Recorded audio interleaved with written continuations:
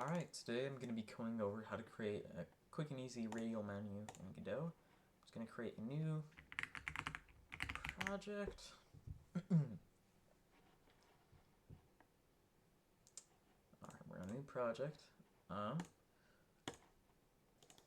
I'm going to create a new folder. It's called video.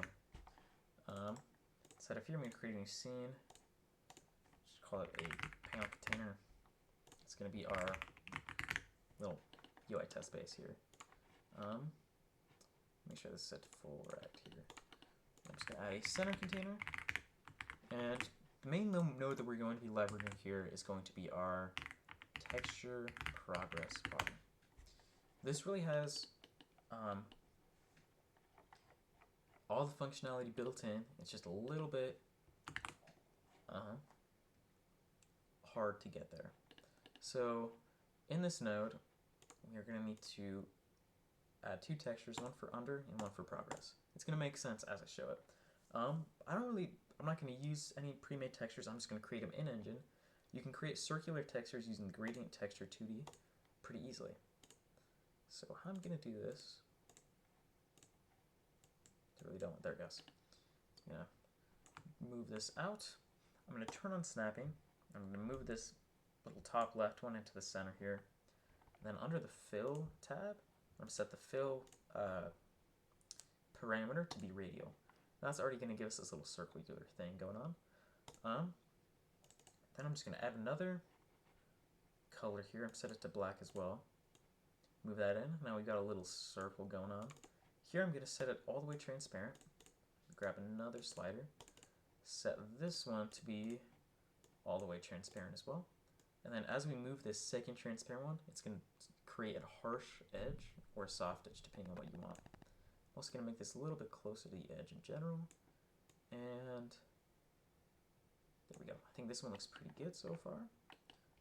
The next thing I'm going to do is I'm just going to go ahead and copy this circle completely, pop it into our progress, and I'm going to make sure I make the copy unique, including recursively, so that we include the gradient at the bottom as well.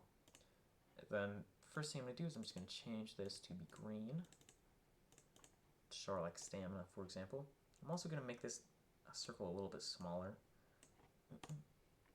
And then we can't see the green yet. We have to set our value. I'm going to set the value to be 50 for 50%. And then you can see, okay, now we've got a little stamina wheel going on, kind of thing. I'm going to set it to be a little bit bigger here. It's kind of low res, but what can you do? Now, if I go ahead and slide the value, you see it goes left to right, which isn't bad. But you can really leverage this little fill mode at the top of the texture progress bar. So we can do something like bottom to top. I think this one's probably more useful when you're doing something like circular with a radial menu. But the one that people are probably really going to want is counterclockwise. This one is like a stamina bar, and as you slide it down, it runs out. This one is really good. That's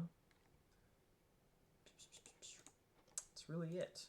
If you wanted to make it more of like a Breath of the Wild looking stamina bar, you could do something like this where you make the center invisible and make this part fully visible, so I can create a harsh line here.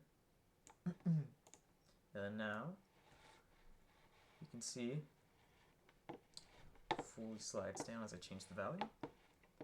And the value is super easy to set in code. I'm creating a really quick script.